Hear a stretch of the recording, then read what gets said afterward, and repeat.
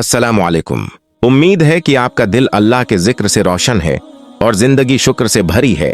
लेकिन आज की बात थोड़ी सख्त है मगर बहुत जरूरी। नबी करीम ने फरमाया, अल्लाह को सबसे ज्यादा इस शख्स से नफरत है जो तकबर करे और अपने आप को बड़ा समझे। सुनन तिरमिज़ी हदीस 2005। अक्सर लोग अल्लाह की दी हुई दौलत, इल्म या खूबसूरती पर गुरूर करने लगते हैं, लेकिन ये सब अल्लाह की दी हुई चीजें हैं और जब इंसान इन पर फख्र करे तो गोया नामतों के जरिए अल्लाह को नाराज करता है।